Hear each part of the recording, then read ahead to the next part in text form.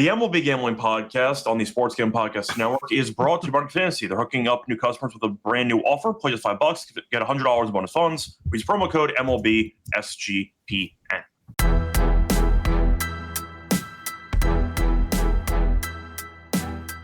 And welcome, everybody, to the MLB Gambling Podcast here on the Sports Gambling Podcast Network. It's currently Monday morning, September 29th, around 10:30 a.m. Eastern Time. I'm Rose Scoury Show, once again joined by Adam Rosenberg. Together, we are not going to be breaking down regular season player props because it's over. Regular season finally ended. We got through 162 for every team, and now it's time to get into the postseason. Now, a reminder that we are not covering the actual wild card series previews in this episode. There will be an episode later on today getting into the wild card series and the game one picks, so keep an eye out for that. But instead, we have postseason props, whether it involves teams, whether it involves players. For the entire postseason, we're going to get into some of our favorite plays. Adam, how's it going with you? What's up?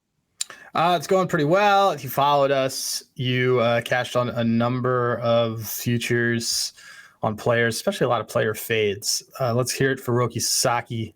He stunk. Way overrated. Now he's a bullpen guy. What's that? Now he's a bullpen guy. So Kershaw should probably be closing, to be totally fair. Well, he's not even on the roster. So we'll see. Are you serious? I didn't even catch that. They threw him. He's on the wild card roster now, which means they would be inclined to bring him back for an actual later series, but for the wild card, no, he's not on the roster. Right. Well, it also tells you how. Well, we can get into it, but that also tells you what his role would be, because if he's not on the wild card roster, he's not getting any work. Yeah, he's a pure average reliever at that point in the later series. Yeah, or maybe he'd even be a garbage time. I don't think Dave Roberts knows what he's doing. I think we all know that, but he has 2 World Series rings. People think he's good. That's how it goes sometimes.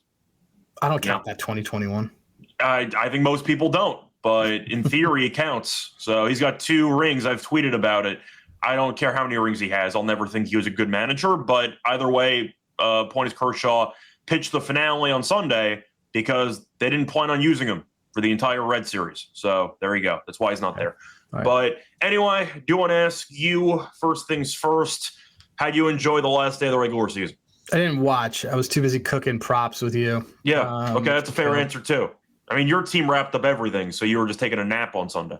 Pretty much, yeah. It was great. I mean, it was fine. I had the couple last things that I was like looking at, because obviously, if the Yankees won you and I were pretty covered on the Yankees AL, the Yankees to win the East stuff, and that worked out really well.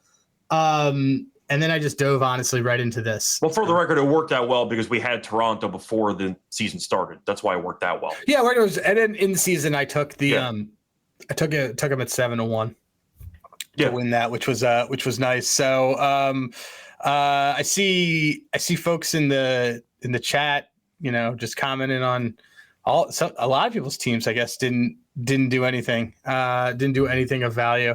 So yeah, the Mets didn't do anything. There you go. That's why May calls roasting the Yankees in the comment section, because he's a Mets fan. So he's not taking it pretty well, which is fine. No, that's fine. The Yankees. There's ways that we could bet the Yankees this year, though. So we'll find ways to do it. Again, they're kind of the Los Angeles Clippers of the MLB. Yeah. Either way, point is, it should be fun in the postseason. Of course, no games on Monday. Game ones do start Tuesday. So all the props we're talking about here, you have a decent amount of time to actually get your plays in if you do end up wanting to tail the season-long or postseason-long futures. And we're going to kind of tell you guys really just how to approach it, because don't approach it the same way you do the regular season. Yes, that's actually going to segue into the first point that I was going to ask you about. Before I actually get into that, a reminder that you could also check out all of our picks and podcasts in one easy location. Check out the SGPN app in the App Store. So make sure you download it. Free to download. Get easy access to all of our picks and podcasts. Instead of having to go through YouTube or Spotify to find each individual show, it's a lot easier because you can just use the app. And once you actually use the app, you'll be able to find all of our picks in one easy location. So moving on to the actual postseason. For starters, you just addressed it, talking about how different postseason baseball is compared to regular season baseball. I do want to ask you, though, if you had any prop advice going in, whether it involves a single game prop or whether it involves an actual postseason-long prop. Anything you want to talk about in terms of differentiating regular season for postseason? Any advice? So I'll start with hitters. On hitters, the way that you got to approach, first of all, the whole thing is game theory. It's much more strategic than it is about matchups because guys are put in and the expectation is that they might only hit 2 times through. Like Evan Carter, great example, wouldn't go up against lefties, but he was coming in right away for the Rangers during their World Series run. It's one of those things that you have to realize that there is, because it's a series, there's a little bit of an element of, okay, we'll get them tomorrow type of thing. This goes kind of in all sports and playoffs. It's not like it is in regular season where it's, oh, this is a great matchup, he's going to bomb off the guy. Because a lot of the times, sometimes they're just say like, cool, we're just going to throw out our crappy relievers, just do whatever with this game, focus on tomorrow because we might have this advantage. It's much more game theory. It's much more matchups. You can expect a lot of players to get pinch hit for all the time. Well, you could also mention weather for the home run stuff. Yeah, it's also a lot. Way colder. It's the temperature is much cooler, so that's not there. Also just generally speaking, like you want to look at teams that can do both, but yeah. So on pitching, it's quick hooks, man. Quick hooks are the thing, and also paying a lot of attention to who is expected to go the next day and whether or not they might get a quick hook. That is how you want to attack outs. Guys aren't there to put their pitchers out there for, like, they usually, each pitcher has probably about allocated like 15 more innings left the rest of the season. Like, they're not trying to get them to go out there and pitch another 20 innings. So it's really important when you're looking at pitcher stuff to know that a manager is probably going to give quick hooks or is thinking about, how am I going to use this guy later on? There's a reason why there's certain things I really like about the Yankees because of this. So yeah, well, once again, I feel like the spark notes of what you just said is don't be afraid to take some unders, whether involved. Mostly take unders. Yeah, mostly take unders. Now, you might see pitcher outs be very juiced towards unders because they know there's going to be a quick hook. You can still pivot. If you want to go for under on other props, once again, it's going to be somewhat correlated, not entirely. But if you want to go for an under earned runs, for example, because you're picking about 4 innings of work, you can do that. Like, you can find other ways to take unders on guys that should get short leashes for the sake of their starts, especially in 2 out of 3 series for the wild card, which we're going to end up getting over the next week or so. But either way, a point is looking forward to the postseason. I do agree about the pinch hitter stuff. Should see a ton of them, especially in that Tigers and Guardians series. We know both teams are not afraid of really matching up lefties versus righties. So we'll see what happens there. My boy, Noel, gets the bat in a playoff series, which I'm really looking forward to, because he might only bat like once in a game. Like, it might be really fun in D-Gen to take his unders. So looking forward to it, but do think that's good advice, trying to look more for unders than overs. Now, I do want to ask you about the actual I'll go with the players because you do have a lot of options for batting average, etc. I see home run leader. I see strikeout leader. I do think we can save some of the batting average stuff for after. I'll start with the leaders because it's kind of the more fun market. Yeah. So reading off the home runs, I'm going to look at DraftKings. I see right now is the only book that actually has this market posted. We're a bit disappointed that more books haven't opened up stuff yet. I just looked up. Yeah, FanDuel's got nothing. And neither does MGM. There's something on Caesars that we saw. We'll mention that in a second. That's more team-oriented. But for actual player leader stuff, we only saw DraftKings. So we'll see if any other books open up some props. But for the postseason home run leader, Judge is at 450, Ohtani's at 5-1, Raleigh's at 650, Schwarber's at 9-1, Stan's at 10-1, Suarez is 12-1, Jazz is 18-1, Teoscar 25-1, and at that point it kind of opens up to a lot bigger prices. But if you wanted, for example, Harper or Freeman or Betts, those are all 30-1. I'll ask you, in this type of market, do you have any tips or any advice when it comes to trying to find value when you have that many players listed? Yeah, I mean, it's kind of look. It stinks, guys, but like, these things are pretty chalky. So like, you don't have to go crazy. You can still find some value. Also, the guy who leads in the only 2 times in the last 10 years has someone who wasn't in the World Series led in home runs. Led not RBI or home runs, yeah. and they were tied. Yeah. So the person who they also were tied with in a dead heat was in the World Series. So, I don't. Again, to the point, like, I don't think that, like, Judge obviously doesn't do great in the postseason. but he also does hit home runs still in the postseason. So it's kind of like whatever. If you're asking like who I like any things, like I like Stanton a little bit in that stuff. But that's the big thing is, remember, look at what lineup protection looks like.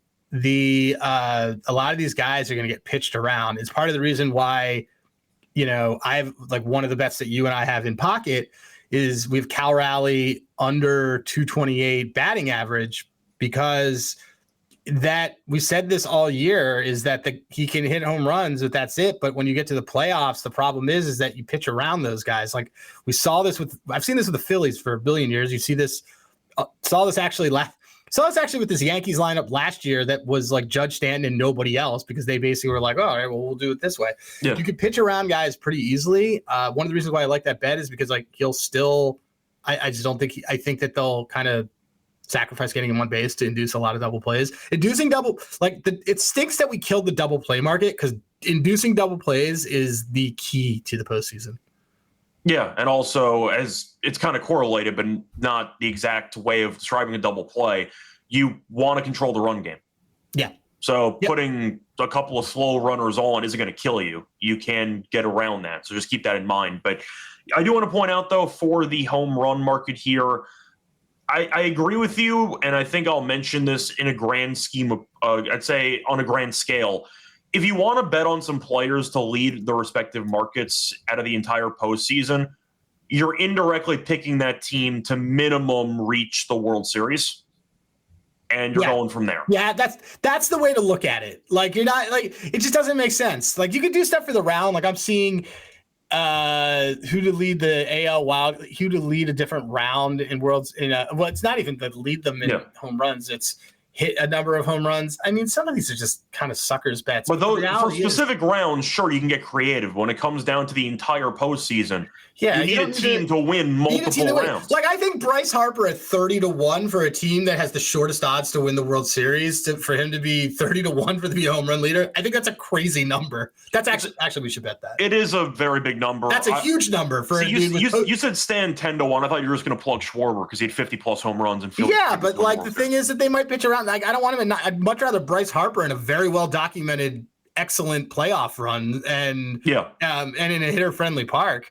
I mean, the reason why I'm high overall, and I think we could, we could talk about this a little bit as well, as, I know you're high on a specific Yankee team prop, because like, I know I'm high on it because the Yankee side of the bracket is very hitter. It's Rogers Center, Fenway, and Yankee Stadium. Well, it's not Fenway. It's Yankee Stadium. But, right. Sorry. Yeah. But it's I mean, that's even better. And Rod, which is even better. It's even better. It's fine.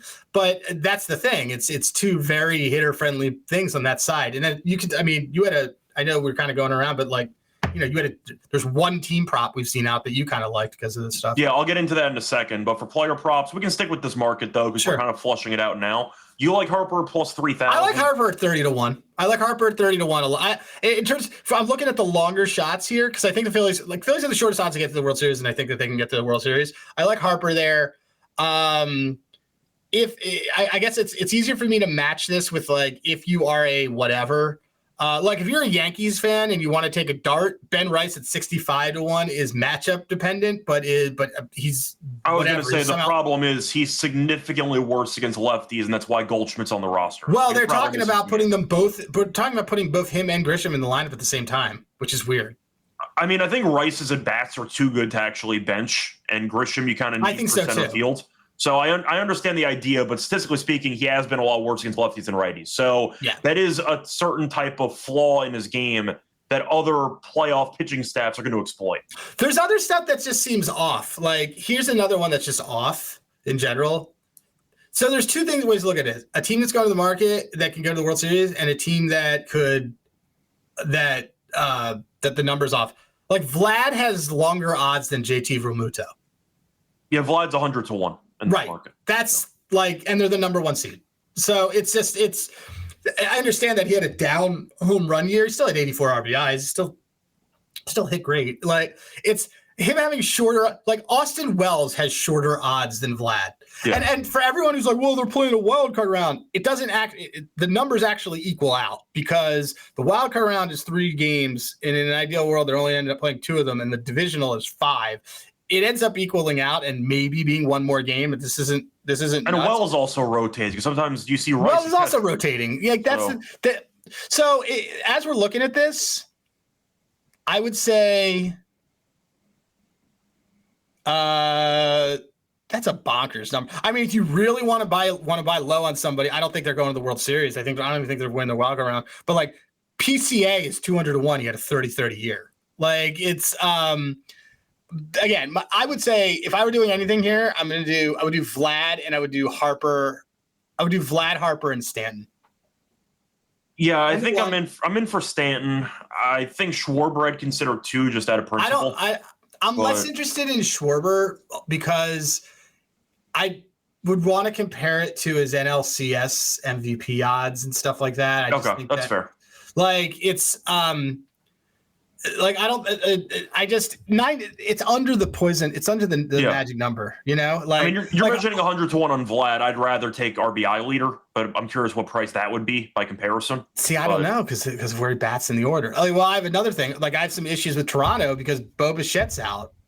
Yeah. Like, Bo Bichette sounds very hurt. And Bo Bichette was going to cruise to a hits leader before he got injured. And he led the team in RBIs. Yeah. I mean, I think there's probably better value. Do you want to move to RBI?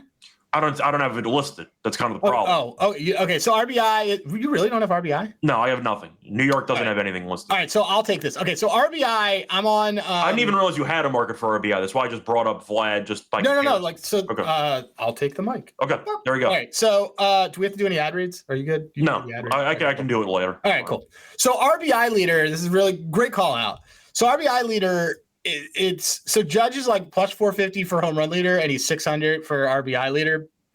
Schwarber is 12-1 for RBI leader, which I like a little bit more, as he obviously was like RBI leader in the regular season. Yeah. Vlad's 18-1 for RBI leader. Last year, you and I won on Mookie. It was a dead heat, but we still won it. Like Bo Bichette's 30-1.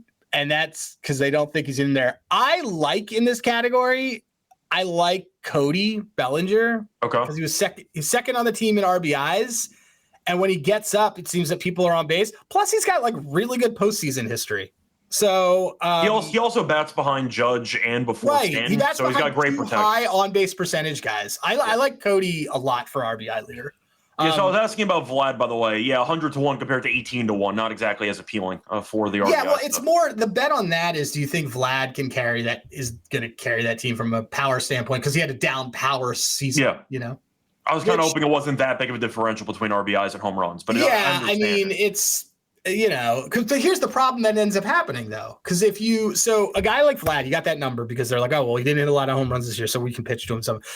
The moment he hits 2 home runs and 2 at bats, they're going to pitch around him to get to Addison Barger, and who is not a threat to hit a home run.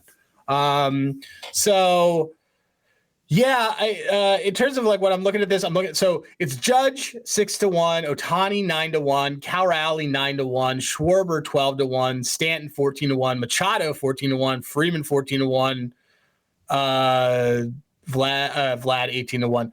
Harper's there at 18-1. I mean, Harper's postseason. I think the market's undervaluing Bryce Harper. As Bryce Harper's playoff stats are pretty good. So, yeah, he's hitting 280 with 54 hits and 17 home runs in the playoffs. Like, that's pretty solid, man. He's got 193 postseason at bats. He's being treated like it's the first time that he's being treated like he had a terrible year. I don't know about that one. I think the other thing is that if you're going to have to pitch to Harper because he's right behind Schwarber. So he's still at 27 home runs this year. He took 27 home runs. He had an OPS at 844. He had a quote unquote down year. Still at 261.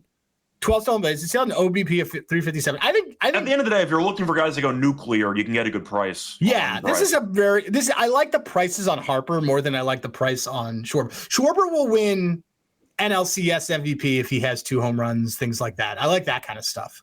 Yeah, I think that the player I'll mention in that prop is actually going to be a Dodger. I like Freeman at 14-1. I like Freeman too. For RBI leader? Yeah, looking at the numbers here, Freeman had 90. He was second on the Dodgers, but he also played 11 games less than Ohtani. Yep. And he finished 12 RBIs behind. Well, he's also, look where he is in the lineup. Yeah, too. He's in a great spot in the lineup. Ohtani's probably batting leadoff, for being honest here. So you might get more guys on base for Freeman. He won World Series MVP last year. And on top of that, once again, he has a lot of experience. We think that lineup is going to do some damage against Cincinnati. They do play an extra 2 games minimum if they do get past it. But Freeman at 14-1, I like. I just think getting a team that was top 2 in runs per game and he's batting in a prime RBI spot, I think 14-1 is a great price. So I'll take Freddie Freeman in that market. Yeah. No, I think the 2 guys that I'm going to want, maybe 3, it would go Cody and Freddie. And then Harper, maybe. I want to find a way to back Harper only because the history is so deep, and I think that team goes deep. I don't think the problem with the Dodgers is that I don't think that the Dodgers are going. I don't think the Dodgers are going deep. But I am a bit, I'd say, higher on the Dodgers than you are, but I wouldn't say I was high going into the postseason. I kind of just evaluated the teams, and I think that there are some teams that are kind of leaking oil entering the postseason. Philly's rotation's been injured. I think Suarez is okay. Got hit by a comebacker in his last start. I mean, we were getting hurt, didn't help. I still think Philly and the Dodgers. Sanchez is through 6 and Sanchez is a monster. Like Sanchez and Luzardo are monsters down the stretch. I get it. I think leaking oil is a little that wasn't only referring to the Phillies. I'm talking about like there are other teams around that are also not playing their best baseball entering the postseason. I don't know. Maybe I got blinded by Yamamoto, Snell, and Glasnow as your 3-game starters. So Glasnow's apparently Glasnow's not one of the starters. Glasnow's would be available out of the bullpen. They said. Wait, so then who's the other starter? They haven't announced. Oh, okay. Because it's not going to be Kershaw. It's not going to be Kershaw. But Glasnow, they're saying, is going to come out of the bullpen. That means his arm's about to fall off. That's what that means. Probably Emmett. Okay. Either way. I like Emmett. Yeah, I don't mind him. I think Glasnow's better, but yeah, I mean, of course. I also think, keep in mind that, if you're, so it sounds like we're cornering that other side of the bracket. So do you not have, what are your feelings then on Milwaukee? Milwaukee, I really love their path, but I don't like how they played the last couple of weeks. I mean, they took a nap. They have a history of falling apart in the playoffs. Woodruff got injured, which doesn't help because we know he's injured every damn year, and I like him a lot as a pitcher. You're looking at the rotation right now, and it's going to be Peralta.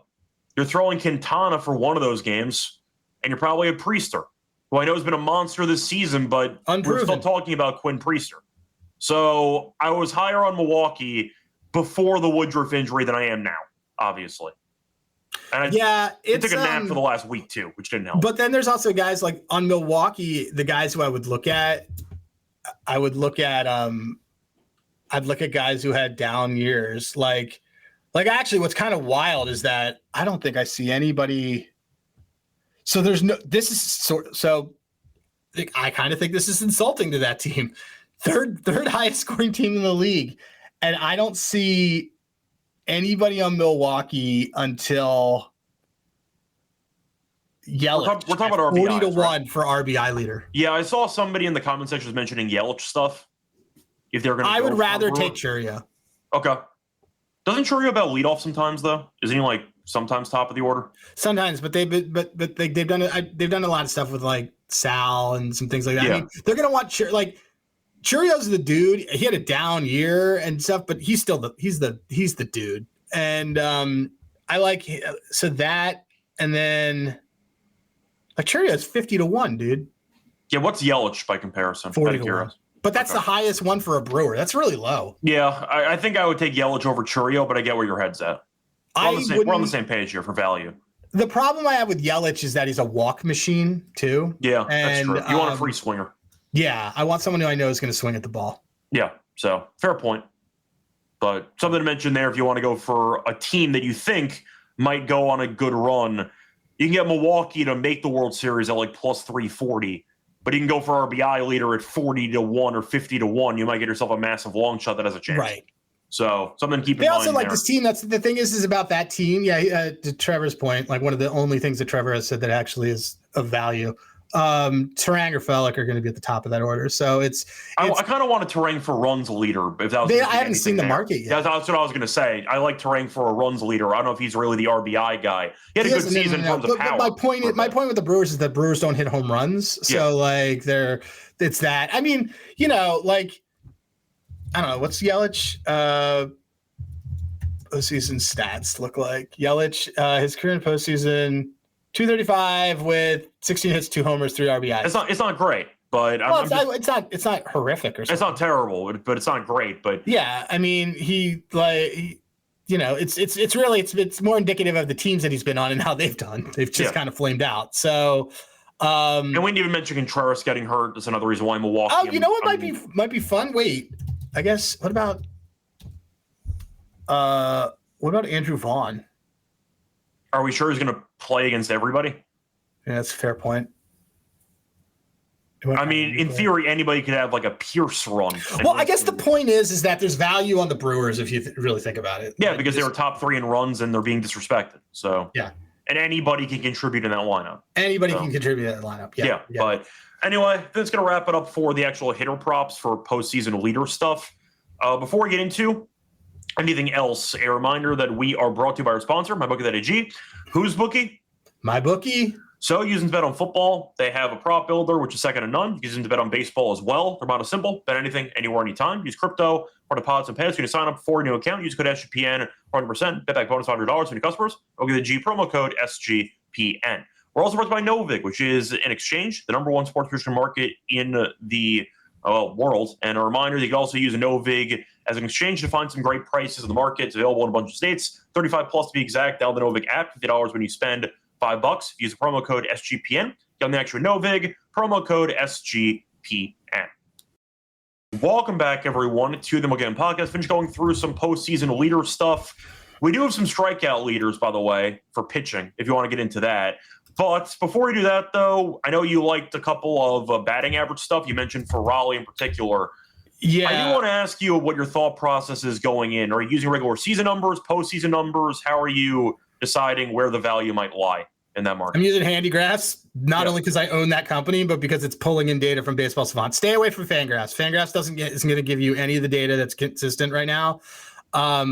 Use Baseball Savant or use my site. And if you don't have an login to my site, I'll just DM me. I'll get you set up. But that's one of the things that's great about it is that it's pulling from live from Baseball Savant. Like I just did the Phillies right now over the last 15 games.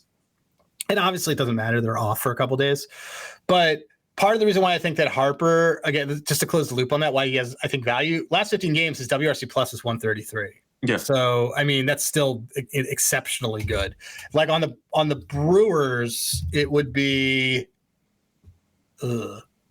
They've not been good lately, so that's Caleb Durbin. Like it's sort of like sorry guys. Yeah, Caleb Durbin that's not good. Anyway, so let's go to pitchers. Let's talk about pitchers then. So what I'm looking at a lot of postseason history and stuff like that. There's one that I saw that I already did bet. Our guy probably made. Would you say that he made us the most money this year? As a pitcher? I don't know. It depends on who you're about to talk about. Because Rodon made us a lot of money, but I'm wondering if there's anybody else who might have passed him. Maybe I have to look at that. I don't know. I'm assuming you're talking about Rodon. Yeah, Rodon is Rodon was like great for us early in the season. He was.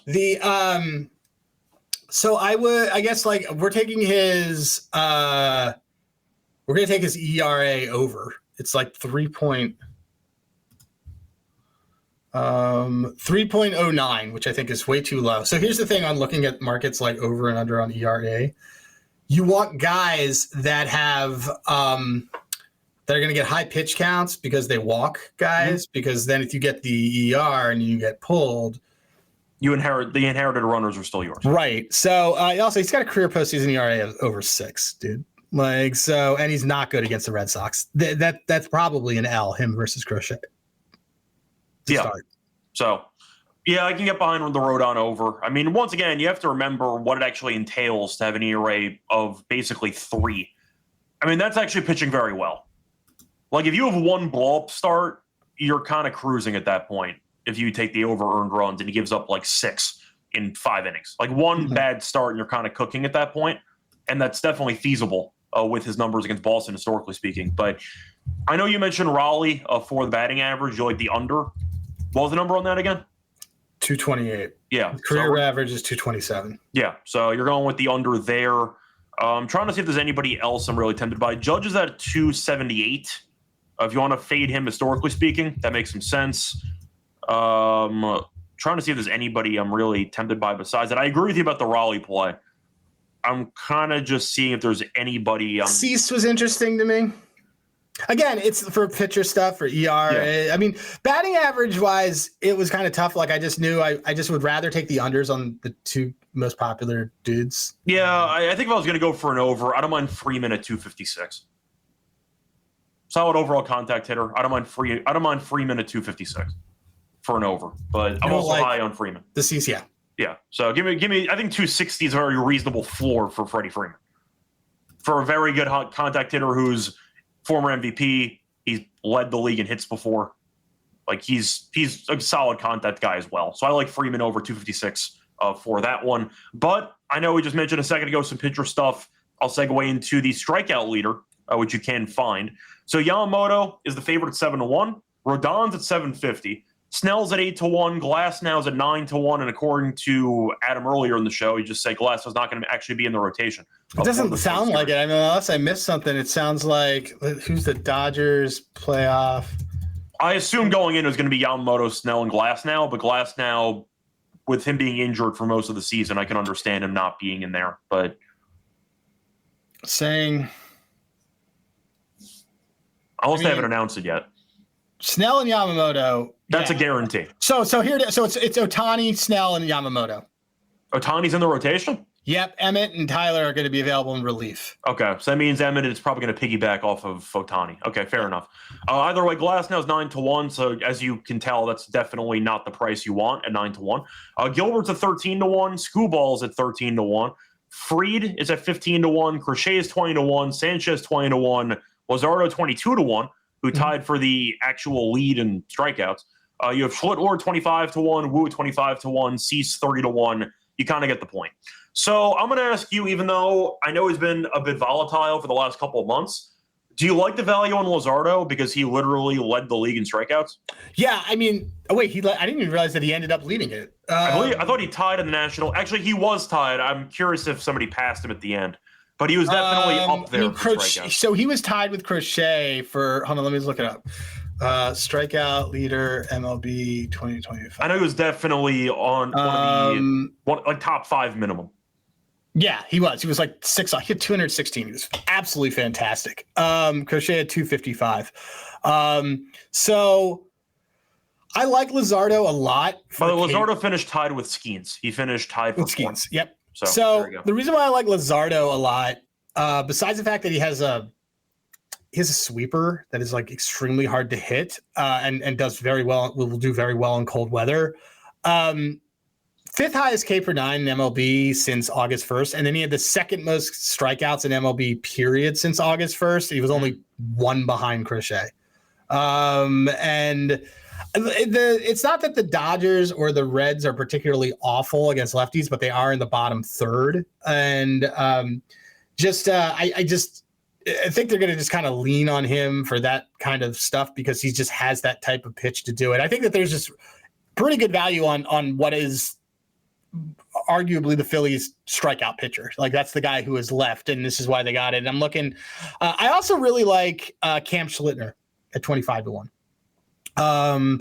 He towards the end of everything, towards the end of the season, he was really good from a K per 9 ratio. Led the Yankees. Just to be clear, by the way, he is the projected game 3 starter for the Yankees. Right, completely get it. So, but which I think in that series that I do think goes 3. I'm just mentioning that in case you're wondering. He will be in the rotation. Yeah. Yep. And the thing is because the other because I like Rodon's got bad history. Yeah. And let me just look this one up. You got Fried going game 1 probably. And Fried isn't a K pitcher. Like I get it, guys. Like Fried is great. Fried is not a. He had 1 crazy strike game against Baltimore. That's not really his thing for the most part. Let me just look at who is it? So since August 1, Because what I try to do is what is the K per 9 from this? Yeah, Cam Schlitter, the 6th best K per 9 since August 1st. Behind Wu, Skeens, Crochet, Luzardo, Yamamoto. He was pretty filthy. And I just think that's something it's a guy that people haven't seen before, these kinds of stuff. But I like Cam Schlitter at 25-1 for that. Who is the highest rated Yankee in this market? Is it Fried? 15-1? Yeah, but like you said, he's not a K pitcher. I think that way better value is on Cam Schlitter. In theory, the best strikeout pitcher on the Yankees, I guess, is Rodon, but we're low on Rodon. So we're low on Rodon, yeah. So there you go. I do want to point out, though, if I was going to go for any of the favorites, I understand why Yamamoto's favored. I would take Snell. If I had to compare Dodger pitchers, I would take Snell at 8-1 if I had to compare the two. Snell was slightly higher in K per 9. He was 10.6. Yamamoto was 10.4. Less innings pitched, too. Neck and neck, yeah. The point is Snell was injured for a lot. Then he ended up coming back, and, Snell has been a very good strikeout pitcher for a long time. And you're looking at 2 of the last 3 starts against Philly, a playoff team, 7 innings, 12 strikeouts. Snell can have that monster, he has 10 strikeouts in 6 innings.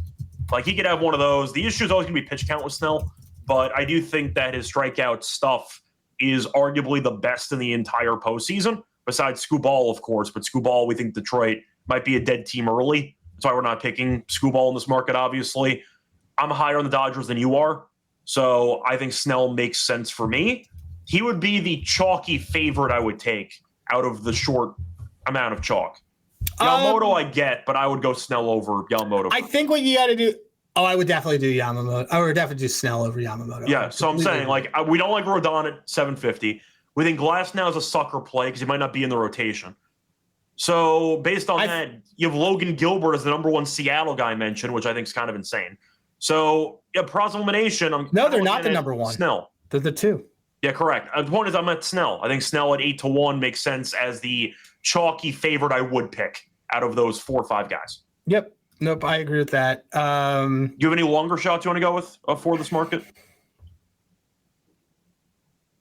Crochet's plus 2,000 if you want to go for a Red Sox Cinderella run, but I don't think we're picking that. If you want to you want a real fun long shot. We mentioned Luzardo at 22-1, but I'm curious if there's anybody else. So you got to build it around teams you think are going to get there. So I think I don't hate. Well, he's not going to pitch in that. I don't know if he's going to pitch in that first series. But let me just see something. Let's see. Yeah, so if you wanted to, okay. Aaron Nola at 50-1 isn't crazy. He was great last start. Well, the problem is that I don't think he's starting yet. I think, but he's got 58 Ks in 53 postseason innings. So that's exactly what you want in someone like this. Snell's probably my favorite chalk there. I think that's a good shout by you. It's just about what the Dodgers ceiling is. And that's why I think Luzardo is a better. Well, 22-1 for a guy that finished top 4 in strikeouts, I think is worth something blindly. But Sanchez, we love as a pitcher, but he also gets contact. So yeah, he's great. He's quietly had 200 Ks, but he's not. That's just not. It's just because his off speed is just filthy. Yeah, he's filthy. His stuff isn't. I was going to say, if you wanted to go for Sanchez at plus 2,000, I wouldn't stop you. But I wouldn't. I like Luzardo a little more, most only because of the pitch mix. Yeah, I got that. But I'll ask you though, if you were going to go for a Cinderella option, do you think Crochet can do anything at 2,000 if Boston does make a deep run? Because I'm just wondering, if you think Crochet with X amount of starts. I'm down. I'm not. You know me. I'm not really. I know. Crochet. I know. But we acknowledge the strikeout stuff's good. He just gives up contact. I'd rather Bybee at 150-1. Okay. See, I was thinking Gavin Williams territory for Cleveland. But then the same problem that we always talk about with Gavin Williams, he throws too many pitches. Yes. But Gavin Williams also 150-1. Yeah. So. I would rather Bybee though in that situation, just because he's direct into the point on that thing. I think I'd rather take Gavin, but either way, these are long shots no matter what. So there you go. What was the pitch? What was there? Who had? Because we won on Gavin 160 Ks this year. How many did Bybee have? I can look up the Guardian stuff. I know, I believe Williams had more than Bybee, but I can check. Did he? I want to say that he did. Let me look at the strikeouts. Oh yeah, he did. He had more innings. He had. I think he had. You're right. He had. Yeah, Gavin Williams led the team. He had 11 more than Bybee. Okay, so that's the thing. My thing with Gavin Williams is always going to be that he just like paints. It's the thing like Trevor talking about Peralta. Peralta dicks around too much for me. I mean, Williams had 83 walks. Like, I'm aware walking is a problem, but if you're going for upside long shot guys, I mean, last 2 starts against Detroit, coincidentally, team he's facing in the first round, 9 strikeouts, 12 strikeouts. 150 to 1. I think Cleveland's not going to make it past the second round, but 150 to 1, you could argue, might have some merit. So that series is really the whole thing is interesting because, like, if we look at it's a rematch of last year. But yeah, what's that? It's a rematch of last year's first round. Yeah, and you know, means except this one's 3 games instead of 5 together. I think a lot's kind of. I think that it's a little bit downplay. It's well, I don't know. I think that the Tigers could possibly still come out of that. I think they can as well. I don't feel great about once again either team right now because Detroit fell off a cliff. But we'll see. They're also only 8-5 against them. We're talking about like we're wondering about we're treating it like they were like 19-1 against them. No, they just won when Detroit lost. At the end of the day, Detroit completely fell apart, and yet we're still here and basically about to be October. It could have been worse. They got in. That's what their goal was going in. You are in the dance, and we'll see how far you can go. But if you wanted my long shot, my super long shot for this market, I'm not picking Cleveland to actually make a great run. But Gavin Williams at 150 to 1, I think, is just objectively speaking a price that's a bit too high. I mean, he's behind Sasaki. Sasaki's is plus 12,000. Gavin Williams is plus 15,000. Sasaki might pitch maybe 3 innings in a series. Like, we've gone too far. So I like Gavin Williams there as my super duper long shot at 15 to 1. Anyway, yeah, super duper long shot. We could do that. I'm just looking to see what's like. Jose Barrios is hurt. What is he doing? Why is Kirby Yates on here? Yeah, Evan Sheehan's interesting. I mean, I'm looking at lines here, and you have Chad Patrick, who is 10 to 1, or sorry, who's 100 to 1, and Gavin Williams 150 to 1. So just so that everybody's clear, let me look at let me just we can end this and we can get this to wrap this up. But Rodon led postseason last year in case. They made the World Series. Makes sense. Right. Skubal, by the way, had 20, and they didn't even get to the LCS. Yeah. Blake Treinen had 18, by the way. That's hilarious. Blake Treinen had. So, wait. Is there a reliever that we would want? I'm trying to think of. I'm looking at that, and Blake Treinen was 5th. And obviously only pitched out of the bullpen. Well, you said 5th, though. How far behind was he of number 1? Only 7. Okay. All right. I don't know if there's really a reliever I'd want. It's just about usage. I just don't. You have to be so efficient with your strikeouts out of the bullpen. Like Evaldi. Wow, Evaldi had 41 in 23. I mean, trying in 75 to 1 if you wanted to go for that angle. Again? No, I'm just mentioning. Like, we don't think that San Diego is going to do much, but you always have the option if you want to. But I don't see enough innings for the relievers I don't there. See enough innings. Well, so Tyler Matzik, the year that the Braves won the World Series, was 2 off the lead. Yeah, I mean, once again, they're close, but no cigar. So I don't know if you actually want to take 13 games, dude. He's pitching like every game for that player. Yeah, he struck out the side with Betts and Freeman, and you remember that series. Yeah. I'm just the last point I'll mention though on the Gavin thing. Luis Heel is plus 7,000. Luis Heel's not even on the playoff roster. He's 70 to 1, and I can get double the odds on Gavin Williams. No, I would do Gavin. I would do Gavin. I'll mention that, but before I actually wrap it up with let's agree. Like, actually, let's right now just kind of say a couple that we agree that we're going to do. We're going to take Cal Raleigh under. Yeah. We're going to take Rodon over. Yeah. Let's take a dart on this Gavin 150. We also wanted to throw in Luzardo in there. We'll take Luzardo. We're definitely going to take Luzardo. Do we want Snell, or that was just a chalky option that if we had to pick one, we would take it? I think it's if we have to pick one. Okay. Because I don't mind that. And you mentioned some Harper stuff. And then some Harper stuff. I think we want Harper more than we want Schwarber. That's fine. I mean, the price differential is massive. So the price difference is crazy. Yeah. So I can get behind that too. And I wanted Freddie Freeman. Yankees run leader. And I wanted Freddie Freeman RBI. Yeah. At 14 to 1. So there you go. That's going to wrap it up for the player prop stuff. I did want to mention one team prop market. I know the show's a bit long. It's fine. Deal with it. It's for the entire postseason. So we have a run scored market for the entire team. Milwaukee, despite not being the favorites to win the National League and despite not playing in the wild card series, are favored in the market. They are 6-1. The Yankees and the Dodgers are both 650. You have the Phillies at 7-1, Toronto at 8-1. Chicago 9-1, Padres 12-1, Red Sox 12-1, Mariners 14-1, Tigers 14-1, Reds at 16-1, Guardians at plus 2,000. So for starters, I talked about this yesterday with you in a Zoom, and you slept on it, and we reached the same conclusion. Why is Milwaukee favored in this market? I don't know. Maybe it's just I'm thinking that they'll go further, but it doesn't. The math doesn't work for me. I completely agree on this one. For the record, Milwaukee was a top 3 offense in the league. The teams in front of them, the Yankees and the Dodgers, so that doesn't really apply. And the Yankees and Dodgers, the Yankees we think maybe can lose to Boston. We're not picking the Dodgers to lose to the Reds. No. You play an extra 2-3 games. So you get a head start, which might not matter that much. We got to stop saying that. That's not because like the thing is that it doesn't end up equaling it. They still end up playing the same. They end up playing one less because the series is longer. Well, the reason why I'm bringing it up, though, is that if we're talking about the actual leagues, could the Yankees bomb out and then do like 12 runs on 2 of those games? Like, sure. Yeah, the point is, though, the Dodgers have shorter odds to win the National League than the Brewers, and they're playing more games.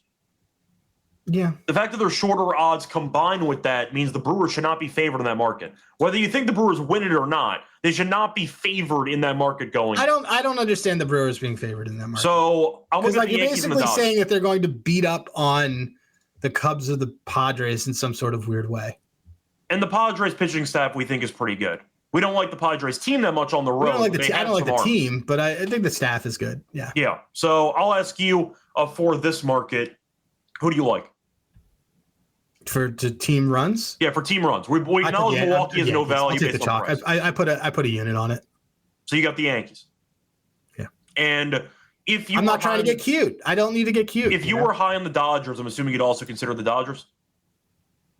Yeah, if I was higher, I like both of those, but I just don't I would rather play Freddie Freeman RBI to cover my liability on the Dodgers. Okay. And I have to ask you though, because we're talking about Schwarber and Harper. Is there a reason why you did not take Philly?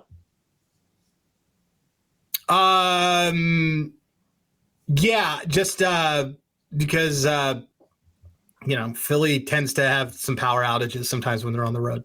Yeah, okay. I understand that. Just throwing it out there. So wanted to mention that market. It's a small market, but you know what? It exists. And you know what? The other reason why there's another reason to take the Yankees. Sure. So if the Brewers play the Padres in the second round and the Phillies are playing the Dodgers in the second round, those teams are both flying. Dodgers will be included in this too. The Dodgers, both those teams are flying coast to coast for games. Yeah. For the Yankees, they're in a great travel bracket because they don't have to leave the Northeast or their time zone at all. Yeah. So to me, that just makes things a little bit easier to prep for. Yeah. That's another reason to like them for the runs leader is because even if they beat the Red Sox and they get to this Toronto series, they're not flying 6 hours across the country to go to a game on game 3 and 4. Mm-hmm. That's a good point. So wanted to mention that. Also, you know what? For fun, I actually do see some new markets open up on Caesars. Did you? Yeah, I'm going to put you on the spot. It's for like a classic one game situation of will at any point a team score 7 runs in an inning. Like you have that type of prop stuff. Oh, we talked about this. There's only a couple teams I think can do it. Yeah, we do it every year. We talk about this market and we usually find an angle or two. So I'll mention one. I'll go down the line. You tell me if you're interested or not. Okay. A player to record 6 or more RBIs in a game. Yes is plus 225. No is minus 275. I mean, so to score 6 RBIs in a game. One player to get 6 in a game. We don't spend much time. Stan went to the World Series and led with 16 RBIs. This isn't happening. Yeah, correct. So no is minus 275. This is just not. Yeah. No is minus 275. Moving on to the next one. It's rapid fire. Most total runs scored by a team in a game. Over under 12.5. Minus 105 on the over. Will a team score 13 runs in any game? No. Okay. So no is minus 125 if you want to go for that. Cycle, going to skip 9-1 on the yes. I'll skip that. Most runs scored by a team in an inning. Over 6.5, minus 140. You and I bet this 2 years ago, didn't we? I believe it wins every time. Yeah. We usually take the over in runs. I think it might have been 5.5 in years past, and now it's 6.5. Yeah, I think it was higher. You usually get one inning where somebody just gets killed and they score 7 runs. Yeah. You and I. So we usually take the over on this, and it's that's the most runs in. What was it again? Say it again. It was 6.5. The over is minus 140. No. What's the category again? Category is most runs scored by one team in a single inning. The entire postseason, over or under 6.5. You and I, and it used to be 5.5. It was 5.5. Now it's 6.5. It's minus 140. Taylor or Trevor, nobody cares. We still like it. About your 25-1 thing that no one cares.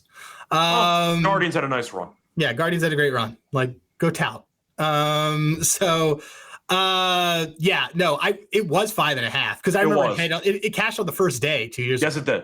I forgot who got there, but the Rangers. The Rangers got there against the Rays. I want to say whoever played the Rays got there. Because Yandy Diaz just like dropped a ball. Like that wasn't last year. That was 2 years ago. Yeah, I said 2 years ago. Yeah, 2 years ago it hit on the first day in like the first game. I think it was 1-0, and they scored like six runs in the ninth inning. Yeah. I think F1 shoved in that game, and they just didn't score the entire series. I think it might have been. It might have been. I don't know. Was that when?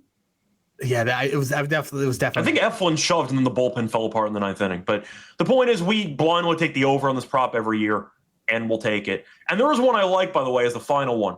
Highest pitch speed for a game by one pitch. Over under 102.5. It's minus 180 on the over. This is really a. Give me the damn over. Yeah, this is a Durant. You know how many pitchers you have?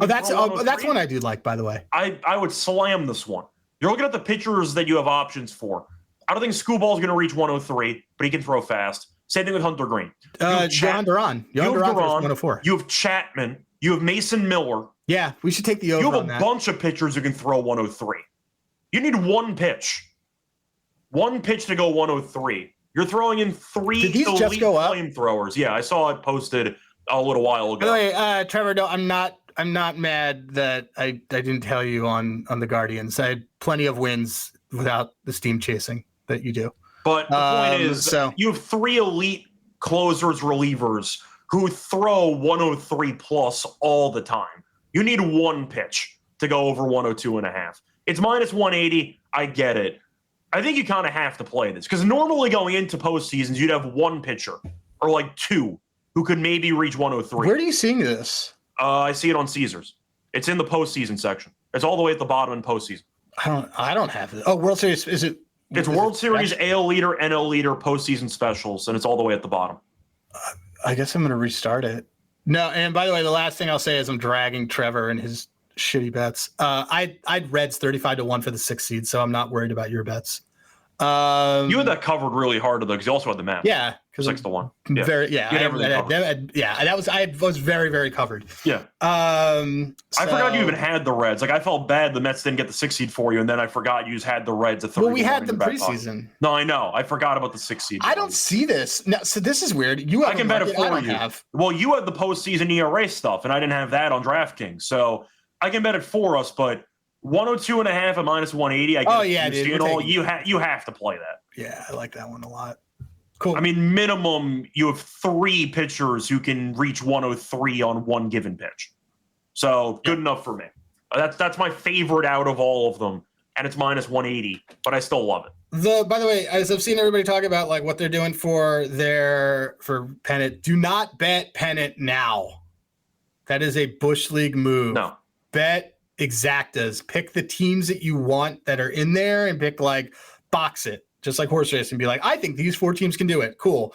Split a unit 8 ways across each one of them. Do not bet somebody to win the pennant now. That is. Or if you want to bet on a pennant, you can wait until they're down in the series and get. Wait till they're down in the series. Yeah. I see Jacob mentioning DraftKings. DraftKings had the postseason ERA and the batting average stuff. Caesars has these postseason specials. So the 2 that we like for this, we bet every year. It's the team to score 7+ runs in an inning, minus 140 on the S for the over 6.5. We like that. And I think our favorite is going to be the highest pitch speed 102.5, minus 180 on the over. So that's my favorite too. Anyway, time to move on into the best bets segment.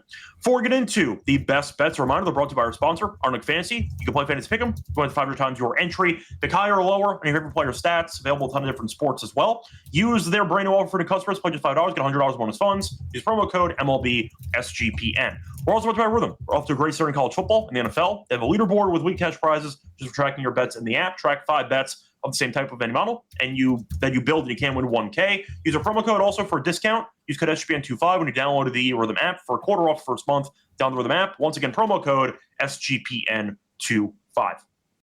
Welcome back, everyone, to the MLB Gambling Podcast. Finished going. We went an hour on this. I was going to say, talking probably. I was going to wrap it up, trying to get under an hour. But we're back.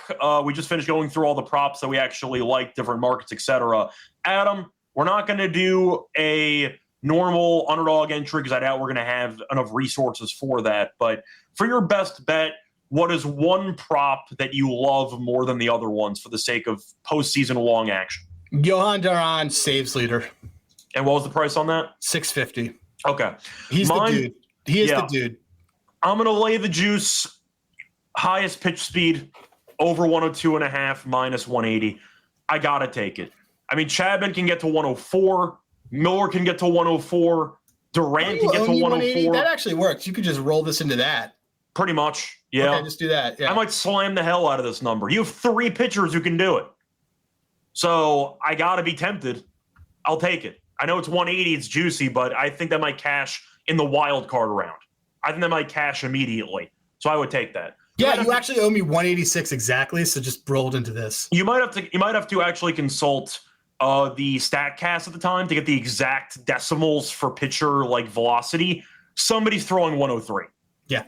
And if it rounds up, you win anyway. So it's fine. So I'll take that as my best bet. Fastest pitch, any point in the postseason, over 102.5 and minus 180.